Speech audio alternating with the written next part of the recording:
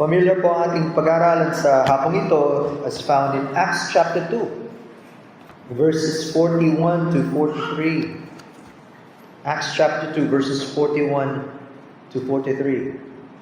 The day that gladly received his word were baptized, and the same day were added unto them about 3,000 souls, and they continued steadfastly in the apostles' doctrine and fellowship, and in breaking of bread, and in prayers.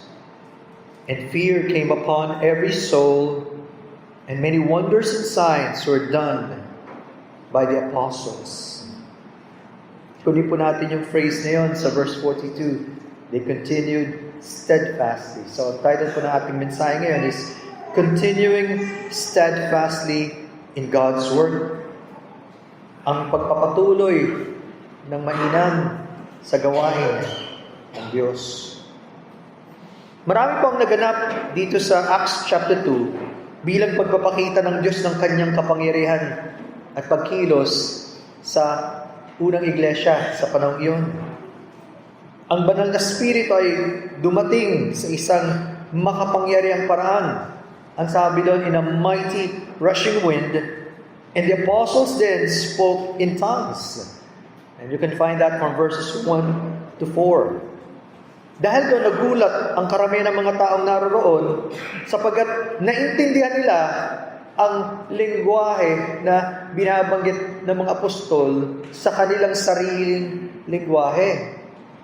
At nangaral si Apostle Peter ng isang makapangyarihang mensahe na nakasentro sa ating Panginoong Jesucristo.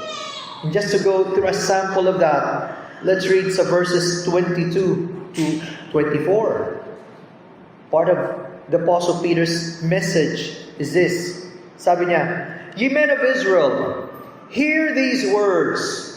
Jesus of Nazareth, a man approved of God among you by miracles and wonders and signs, which God did by him in the midst of you, as ye yourselves also know." Verse 23, "Him, being delivered by the determinate counsel and foreknowledge of God, ye have taken, and by wicked hands have crucified and slain."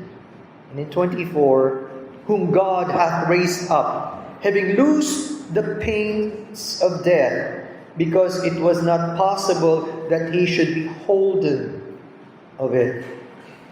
Mapapansin niyo kung gaano kasentral ang Diyos sa mensaheng ito.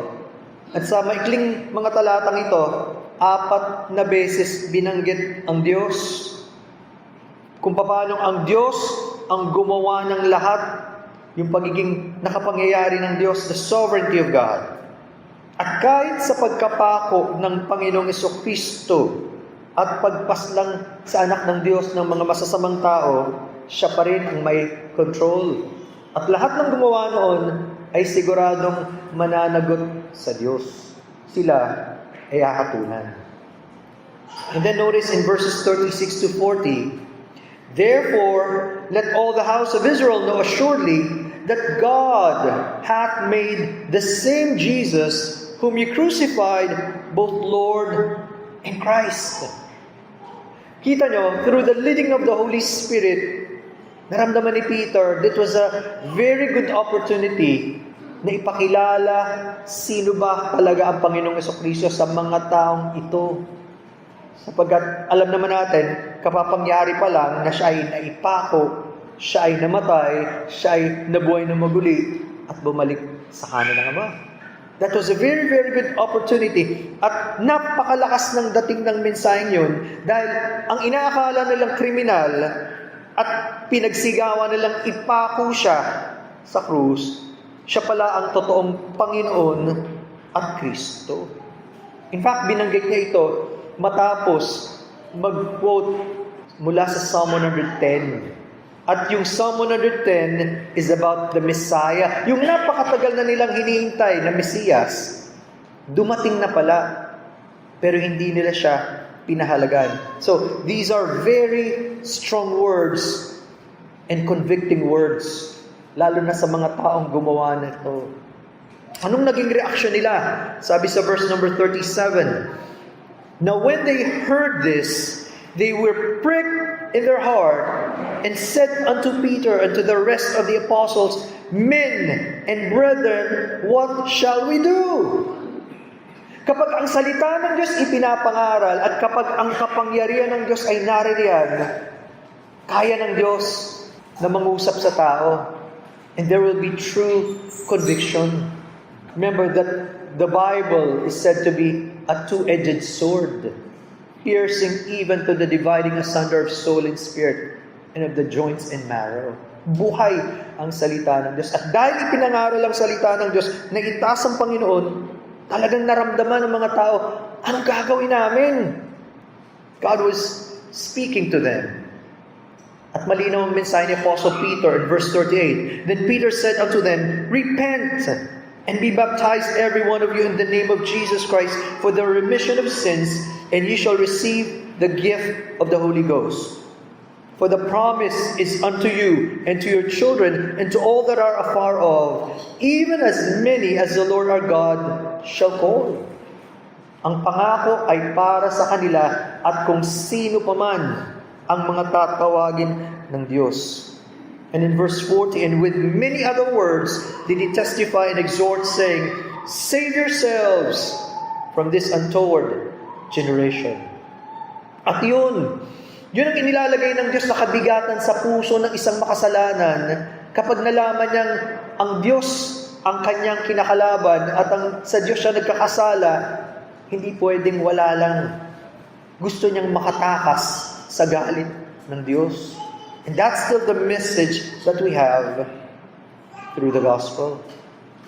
Kaya pagdating natin sa verses 41 to 43, which was the passage we read earlier, at least makikita nyo ang tatlong main things dito.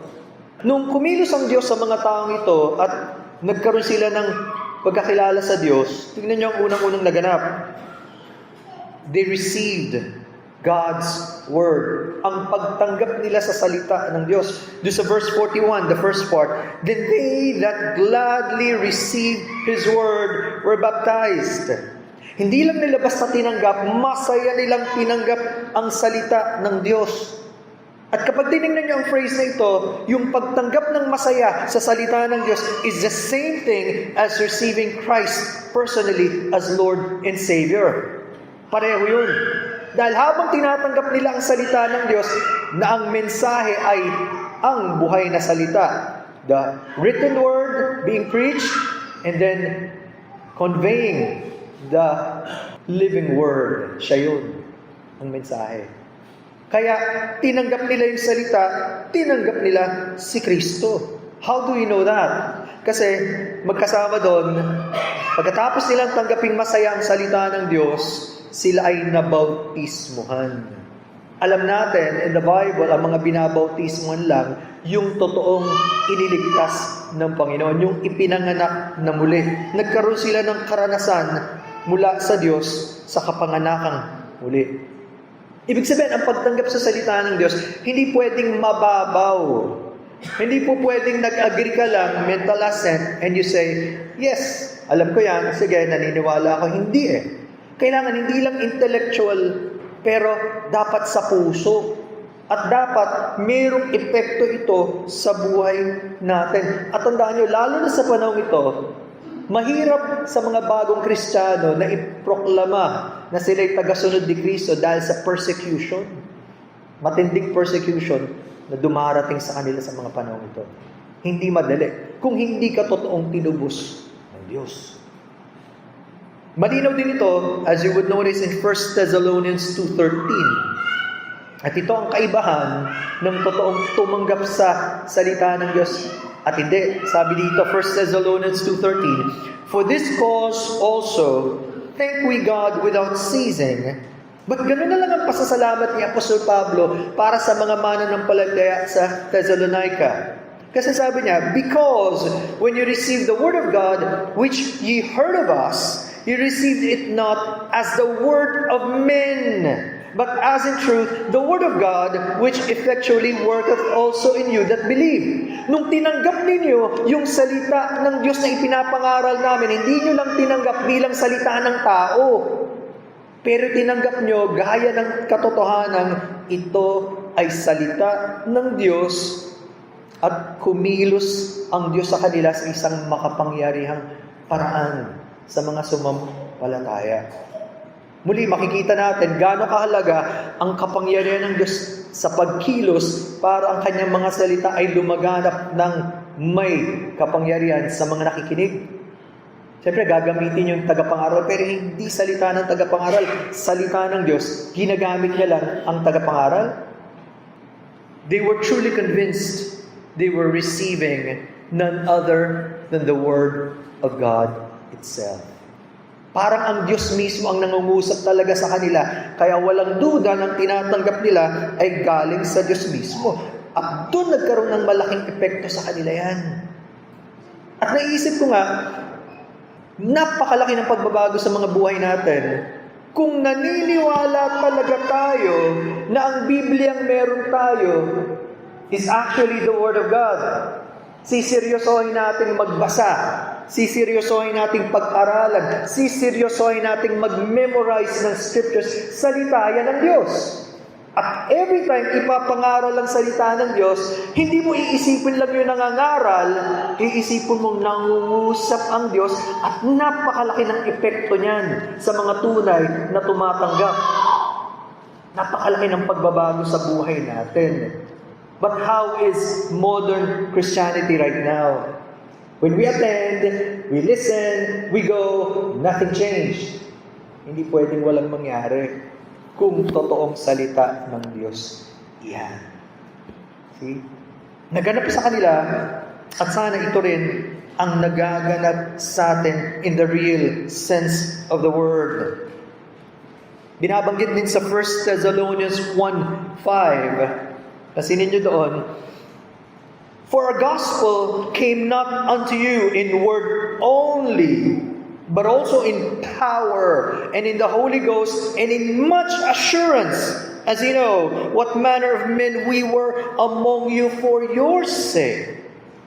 Tingnan nyo, dahil hindi nga lang salitang dumating na galing sa tao, dumating daw ito na may kapangyarihan, dumating sa pamamagitan ng Espiritu Santo at may katiyahan. Kaya sa mga taong nananalangin, Panginoon, pagpalain niyo po ang tagapangaral. Panginoon, pagpalain niyo po ang inyong mga salita sa aking puso. May natatanggap sila na pagpapala na hindi natatanggap na mga hindi marunong makinig at hindi marunong manalangin at humingi sa Diyos. Saan tayo doon? Sa dalawang klase ng taong iyon. Kaya pala, in Acts chapter 2, pagdating sa kanila ng salita ng Diyos sa kapangyarihan, nakita nila ang kanilang kalagayang makasalanan, na sila ang nagpapako sa tagapagligtas, at nakita nila ang galit ng Diyos, kinakailangan silang magsisi at sumampalataya. Imagine. At sabi dyan, una, yung pagtanggap sa salita ng Diyos. Pangalawa, idinagdag sila sa iglesia, being added to the church, verse 41b. And the same day, there were added unto them about 3,000 souls. Wow, in one day, kapangyarihan ng Diyos yan. Imposible ba sa panahon natin yan? No. Because we have a great God. The same God they had is the same God we have today. Pero nasa kapangyarihan niya yun. At mapapansin nyo, ang sabi doon, ito ang paraan para idagdag ng Diyos ang mga naliligtas sa kanyang iglesia. Kailangan, ang mga tunay na mananampalataya, hindi lang sila maging secret na mananampalataya, ipinapahayag nila sila ay tagasunod na ni Kristo at gusto nilang maging kabahagi ng iglesia sa pamamagitan ng bautismo. Kailangan may maganap na pagbabago. Kaya nga, kapag ang salita ng Diyos, lalo ng ebanghelyo na pinangaral sa puro ito, in the purest, unadulterated form, then God will be the one to work in the lives of people to change them. Bakit hindi nahiya si Apostle Paul when he said, I'm not ashamed of the gospel of Christ, Why? Because it is the power of God unto salvation to everyone who believes, to the Jew first and also to the Greek. It doesn't matter sino man yan. Basta ang ipinangaral ay salita ng Diyos at ang Diyos ang kumilos, kayang baguhin ng Diyos. Kaya nga sinasabi ko sa mga men kanina, huwag tayong mawala ng pag-asa at huwag tayong matakot kapag binabahagi ang salita ng Diyos. Bakit? Ang role lang natin, mag-share.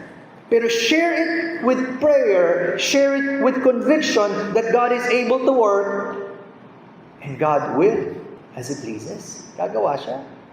Hindi natin tungkulin ang mag-convert ang Diyos yun. Pero gawin natin ang role to tell the people the message of God. At kapag ang mga tao daw ay naligtas at nabautismo, naging bahagi ng iglesia, just like the Great Commission in Matthew 28, yun ang paraan para sila ay magpatuloy at lumago. Kaya nga nagiging kabahagi ng iglesia. Hindi ka lang naging kabahagi ng iglesia na parang ganun pa rin, nagsosolo ka pa rin.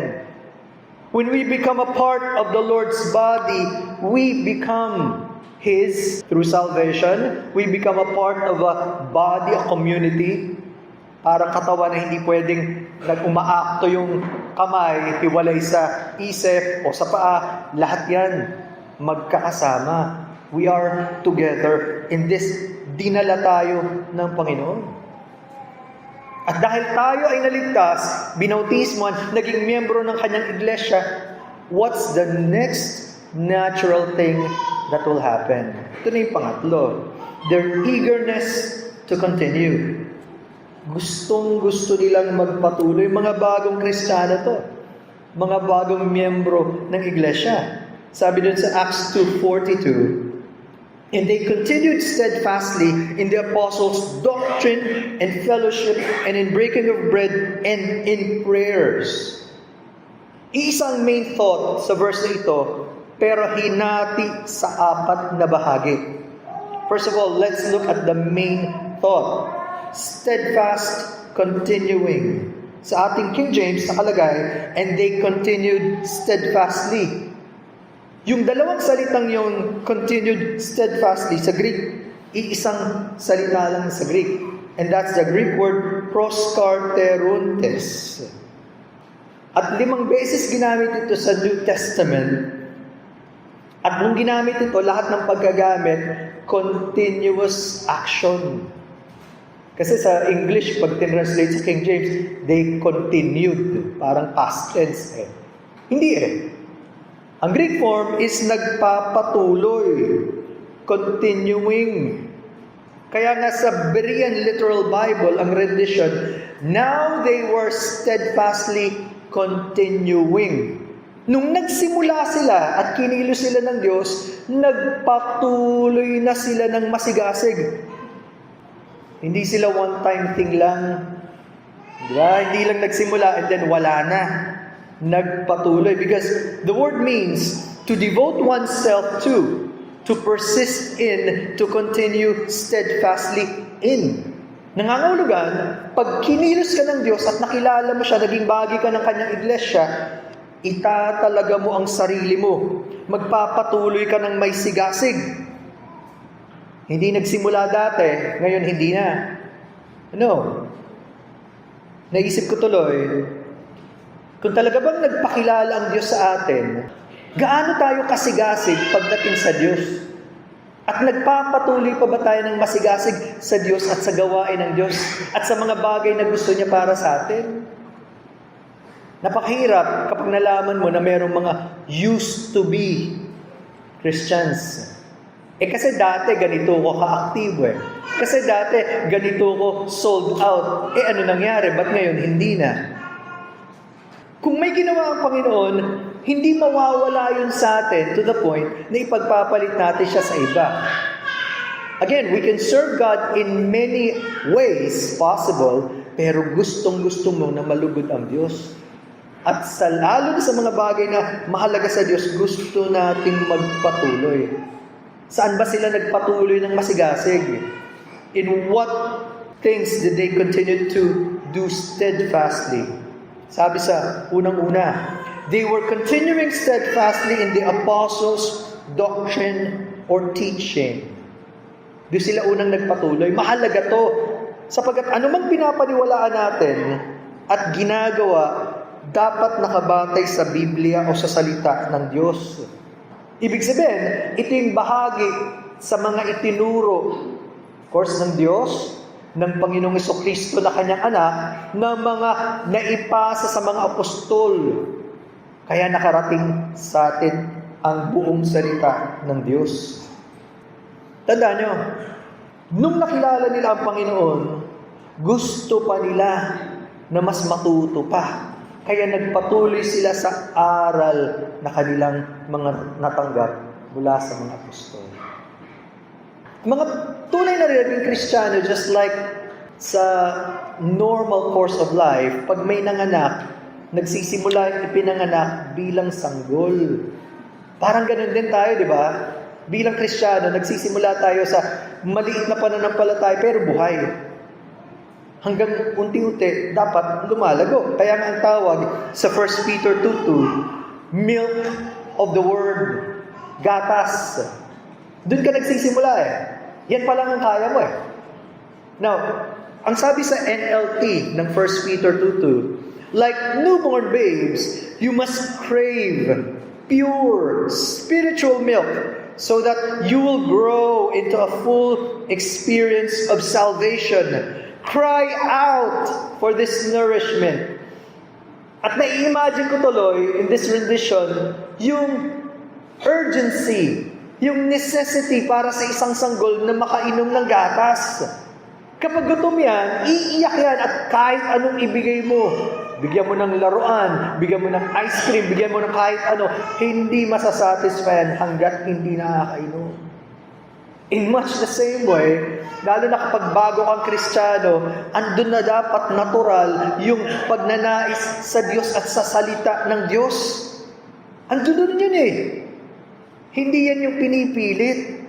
Ito yung gustong-gusto natin na matanggap mula sa Diyos. Hanggang maranasan natin yung paglago sa ating karanasan ng kaligtasan. At dito papasok yung meat of the Word. Habang tumatagal ka na, hindi ka na kontento sa napakasimpleng mga bagay. Gusto mo nang lumalim sa salita ng Diyos. Hindi ba yan mismo ang paalala sa Hebrews 5:12-14? Yung dapat na tumatanggap na ng karne, nanatili pa rin doon sa gatas, tagal-tagal na sa Panginoon. How many Christians are like that? Who desire to continually know God and His Word at lumalim sa pananampalataya at sa pag-ibig sa Diyos. Are we continually growing, my friends? Dapat, kung may buhay, magpapatuloy ang lumago at gugustuhin mo pa more from God. And then, ikaw naman ang magtuturo sa iba na bago pa lang. And so, the cycle continues on, na ipapasa from one generation to another. Kaya pansinin nyo, ang mga magulang na walang alam na malalim sa Diyos at sa salita ng Diyos, anong ituturo nila sa mga anak nila? It must begin with us, parents. Even the older generation passing it to the younger generation, it must continue on. So they continued steadfastly in the apostles' doctrine. Secondly, they were continuing steadfastly in fellowship. It is the ancient Greek word koinonia, tinranslate dito as fellowship. At ang idea of this word koinonia or fellowship, it means association, communion, fellowship, participation. It means to share in something. Meron kang pakikipag-isa, kaya gusto mong makabahagi. Again, because we're part of a body. At bakit naman tayo gusto maging makibahagi? Kasi napakarami nating something in common as Christians. Sipin nyo, the Christian life is meant to be full of fellowship, of sharing one to another. Why? First of all, we share in the same Lord Jesus Christ. Iisa ang ating Panginoon. Secondly, we share the same guide for life. Iisa ang salita ng Diyos na gabay natin sa buhay.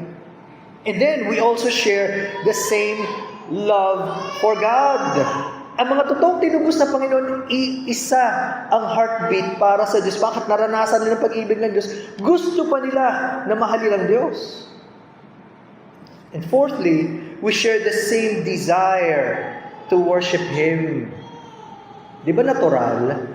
May ginawa sa iyo ang Diyos, hindi mo mapigilan ang sarili mong magpuri at magpasalamat sa Diyos. It becomes an exciting thing. And then, we share the same struggles.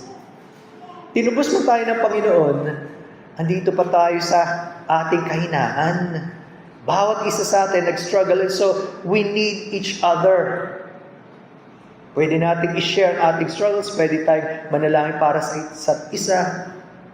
And then we can share the same victories. Kahit yung mga tagumpay na yun, masarap makita ang isang kapatid na talagang nagsusuko ng buhay sa Panginoon. Meron siyang nalagpas ang isang kasalanan o kahinaan. Napakasarap nun to be able to help that person. Iisa din sana ang ating misyon sa buhay at yun ay mabuhay para sa karangalan ng Diyos. Para siyang mapapurihan sa buhay na ito. Hindi na para sa ating sarili.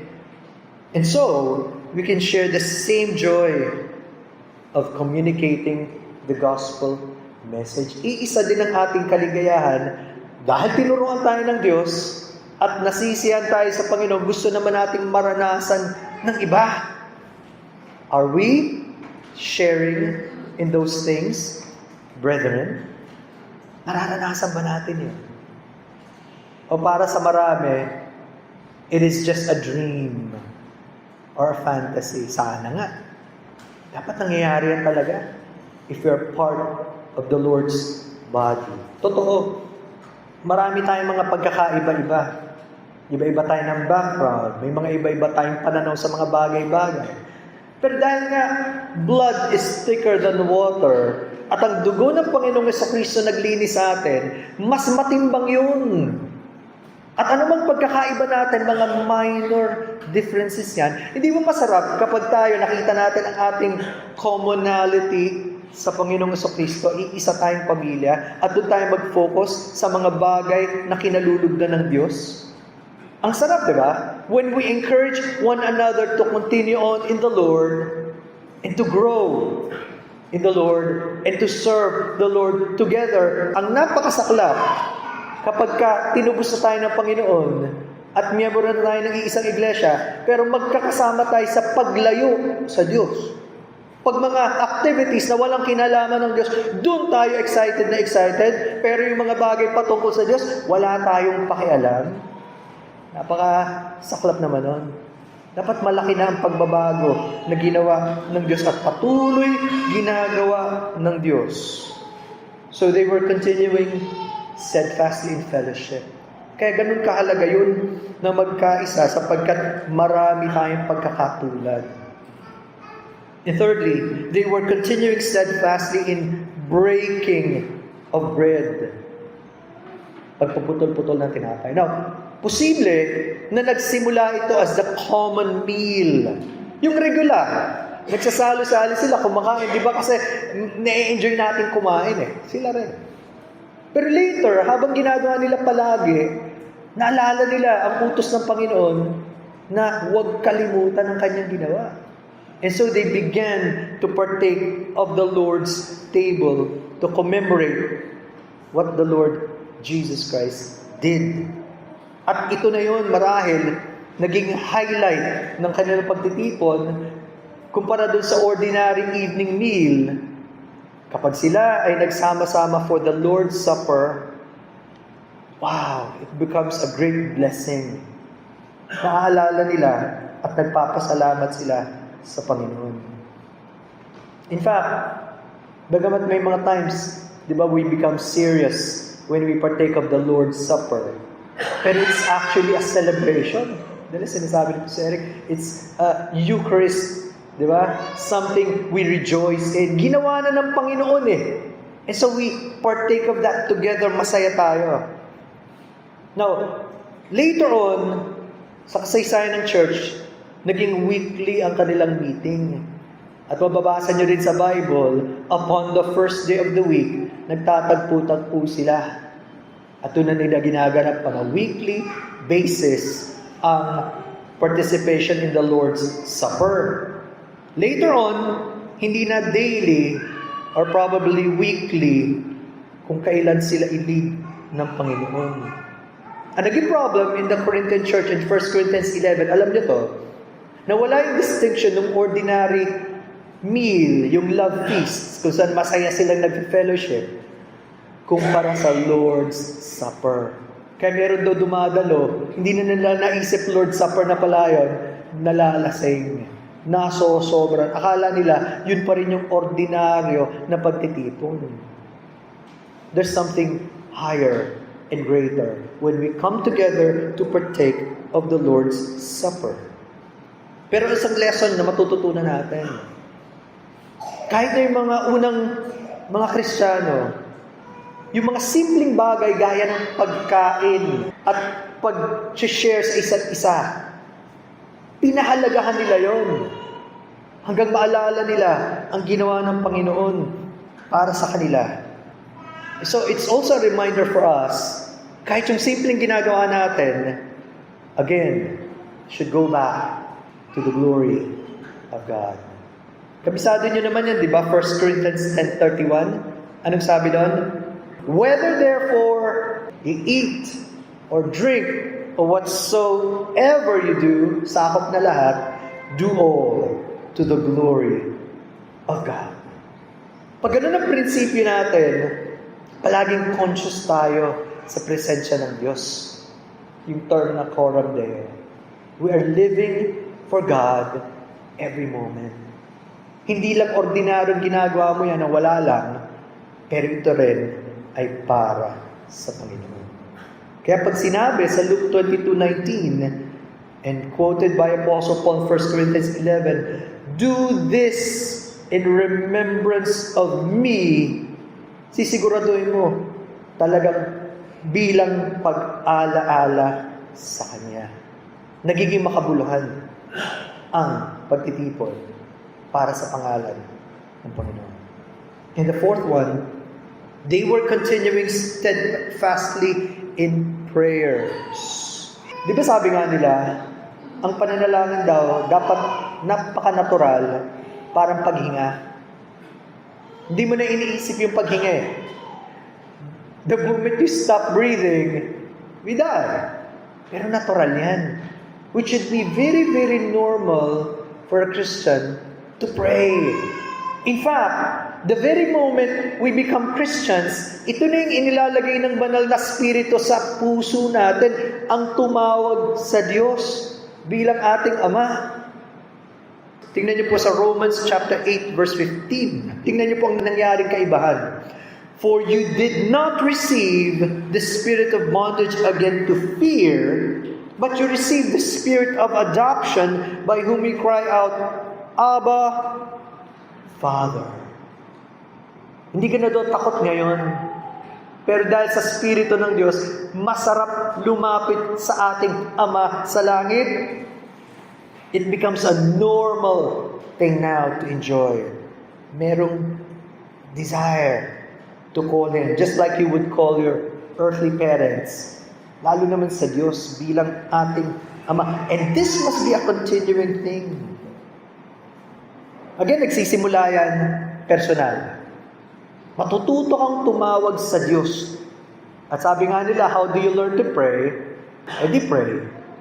The only way to learn how to pray is to pray. Manalangin ka. Nagsisimula sa sarili. Lord, salamat po sa araw na to. Tulungan niyo po ako. Kailangan ko kayo. Personal. Pero hindi na nanatili na personal prayer. Lalo na ginawa tayo ng Diyos na bilang katawan, we become involved in group or collective prayers. Kaya ang sarap makita kanina habang mga kapatiran na nanalangin. You become involved in other people. We pray together. At pansinin niyo ang plural form, prayers. Ibig sabihin, hindi lang isang panalangin yan, maraming panalangin. Mayroong panalangin ng pasasalamat, may panalangin ng pagpupuri, may panalangin ng paghingi, may panalangin ng paghingi ng tawad. Lahat ng klase ng panalangin, lalabas yan as we grow together in prayer. Kaya nga sa mga services na meron tayo, nagsisimula tayo sa panalangin. Nagpapatuloy tayo sa panalangin. At nagtatapos tayo sa panalangin. Alam natin, ganun tayo umaasa sa Diyos. Hindi natin kaya kung wala ang Kanyang paggabay. Dito natin pinapakita na Siya ang ating Panginoon. At hindi walang halaga ang pananalangin. Dito natin maipapadama gaano tayo nasisiyahan sa Diyos. Gaano tayo nagpapasalamat sa Diyos sa lahat ng ginagawa niya at patuloy na gagawin pa. Siyang ating Ama, ang ating Panginoon at tagapagligtas. Salamat sa Kanya. Kaya buhay ang panalangin ng mga tunay na iniligtas ng Panginoon. Anong maging result kapag naging ganyan ang buhay natin? Nung nagawa nila ang mga bagay na ito, sabi sa Acts 2:43, and fear came upon every soul, and many wonders and signs were done by the apostles. Doon naramdaman ng kanilang community, ginagawa nila ito para sa Diyos, hindi para sa iba. Pero ang kapangyarihan ng Diyos ay dumaloy. At naramdaman ng mga tao doon, ginagamit sila ng Diyos sa kamanghamangang paraan. And in verse 47, praising God and having favor with all the people, and the Lord added to the church daily such as should be saved. Lalong nagligtas ang Panginoon. Now remember, hindi sila perfect church. Not by all means. Nagkaroon nga ng mga problema at gulo sa iba-ibang mga iglesia. Hindi sila perfect. Pero one thing they learned sa kapangyarihan ng Diyos, binuklod sila ng Panginoon. And when they learn to continue to pray, when they learn to continue in the Word, when they learn to continue to partake of the Lord's Supper, when they continue to do things together for the Lord, lalo silang pinag-isa at ginamit ng Panginoon in a greater way. At yun ang panalangin natin. Marahil hindi kapareho na nangyari in Acts 2 or in the same degree.